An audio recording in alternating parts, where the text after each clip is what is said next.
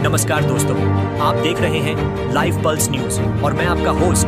आज हम बात कर रहे हैं इजराइल और हमास के बीच चल रही सीज फायर डील पर मंडराए संकट के बादलों की गाजा में महीनों से जारी युद्ध ने हर स्तर पर तनाव पैदा कर दिया है।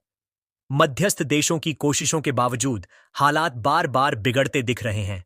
संघर्ष की शुरुआत 7 अक्टूबर 2023 को हुई, जब हमास ने इजराइल पर अचानक हमला किया।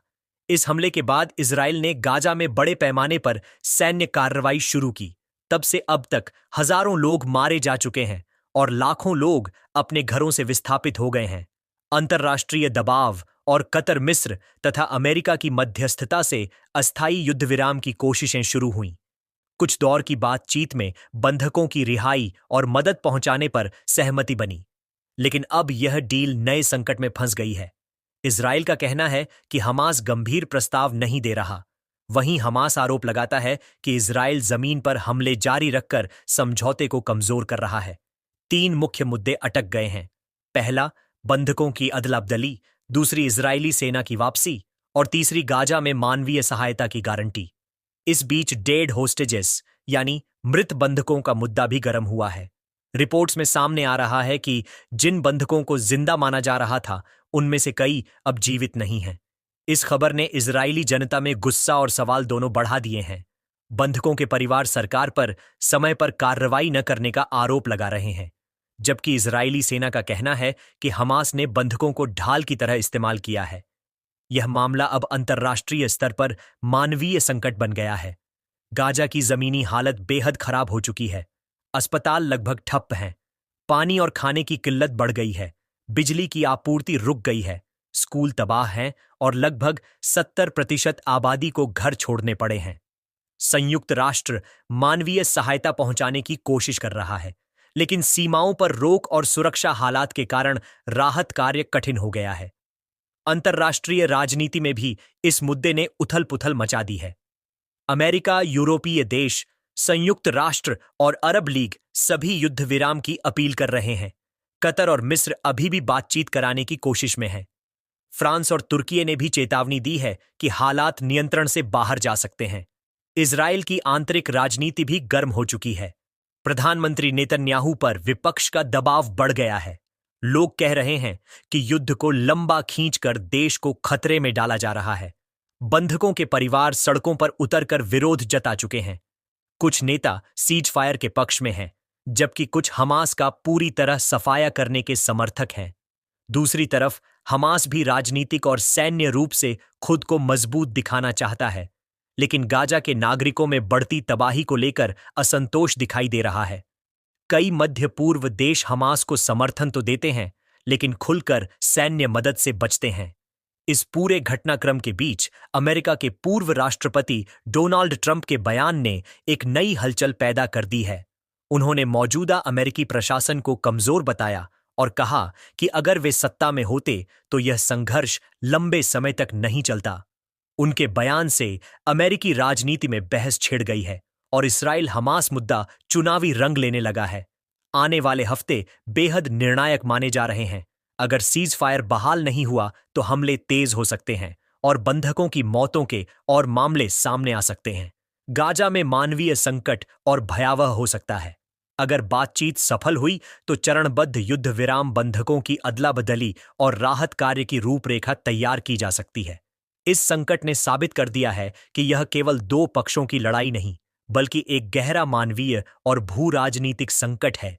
दुनिया भर की निगाहें इस बात पर टिकी हैं कि क्या समझौता फिर से जीवित होगा या संघर्ष एक नए दौर में प्रवेश करेगा। आप जुड़े रहे लाइव पल्स न्यूज के साथ, जहां हम दुनिया की सबसे अहम खबरों को सटीक और स्पष्ट अंदाज में आप तक पहुंचाते रहेंगे।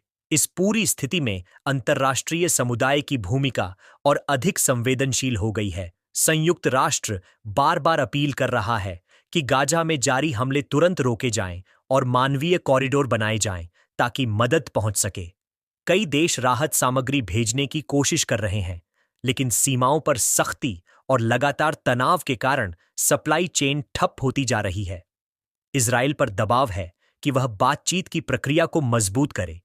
जबकि हमास पर दबाव है कि वह बंधकों की जानकारी और सुरक्षित रिहाई को लेकर स्पष्ट रुख अपनाए। युद्ध का आर्थिक असर भी साफ दिखाई दे रहा है। इजराइल के भीतर व्यापार ठप पड़ रहे हैं, पर्यटन उद्योग को भारी नुकसान हुआ है और गाजा की अर्थव्यवस्था तो पहले ही राख में बदल चुकी है। वहां के लोग अब बुनियादी जरूरतों के लिए जूझ रहे हैं। अंतर्राष्ट्रीय बाजारों में तेल, गैस और शेयरों पर भी इसका असर पड़ा है। राजनीतिक विश्लेषकों का मानना है कि अगर यह मुद्दा अब भी अनियंत्रित रहा तो इसका असर पूरे मध्य पूर्व की स्थिरता पर पड़ेगा। ईरान, लेबनान, तुर्की और सऊदी अरब जैसे देश इस संघर्ष पर नजर बनाए हुए हैं और क्षेत्रीय शक्तियां अपने हित साधने की कोशिश में लगी हैं। इजराइल के लिए सुरक्षा और हमास के लिए अस्तित्व दोनों बड़ी चुनौतियां बनी हुई हैं। वहीं बंधकों के जिंदा या मृत होने की खबरों ने दोनों पक्षों के लिए विश्वसनीयता का संकट पैदा कर दिया है।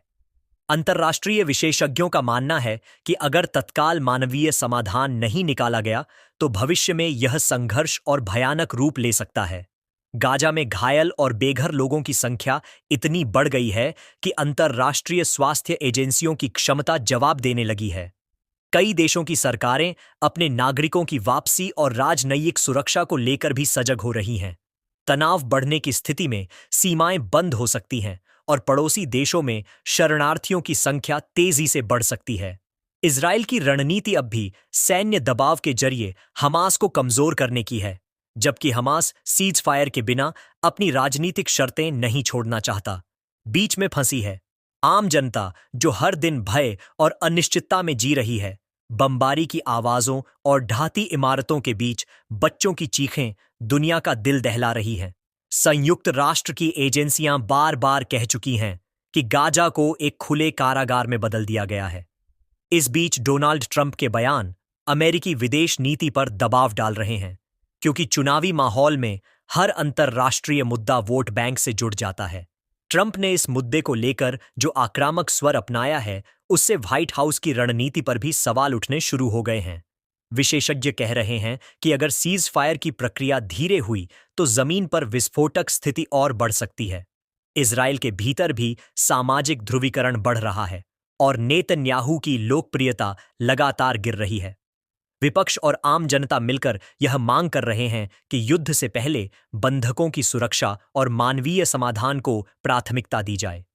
कुछ अंतर्राष्ट्रीय विश्लेषक यह भी कहते हैं कि इस पूरी स्थिति में कूटनीति को पीछे धकेलकर सैन्य कार्रवाई को आगे रखा गया और यही सबसे बड़ी भूल साबित हुई।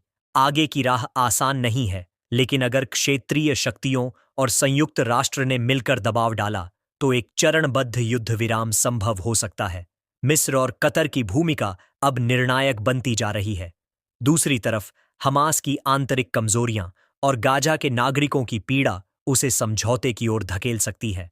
अगर इजराइल ने राहत कॉरिडोर खोलने और सीमित सैन्य विराम पर सहमति दी तो अंतर्राष्ट्रीय समुदाय के लिए मध्यस्थता आसान हो जाएगी। भविष्य की रूपरेखा इस बात पर निर्भर करेगी कि आने वाले दिनों में जमीन पर और बातचीत की मेज पर क्या फैसला होता है। यह संघर्ष अगर नहीं थमा तो न केवल मध्य पूर्व बल्कि विश्व राजनीति के समीकरण बदल सकते हैं। ऐसे समय में मीडिया की भूमिका भी महत्वपूर्ण है, क्योंकि जमीन की सच्चाई को सही अंदाज में सामने लाना ही लोगों को जागरूक रख सकता है और नीतियों पर असर डाल सकता है। दुनिया देख रही है कि इजराइल हमास संघर्ष अब एक मानवीय और रणनीतिक मोड़ पर खड़ा है और हर कदम का असर दशकों तक महसूस किया जाएगा। और अब आखिर में, अगर आप हमारे चैनल से जुड़े रहे तो यह आपका ही कमाल है, वरना लोग तो आजकल वीडियो बीच में छोड़कर ऐसे गायब हो जाते हैं जैसे बर्तन धोने की आवाज सुनकर बच्चे पड़ोसी के घर चले जाएं। तो चैनल को सब्सक्राइब जरूर कर लीजिए, वरना खबरें तो मिलेंगी लेकिन बिना हमारे तड़के के, और तड़का अगर नहीं होगा तो न्यूज भी ऐसी लगेगी जैसे बिना नमक का दाल चावल।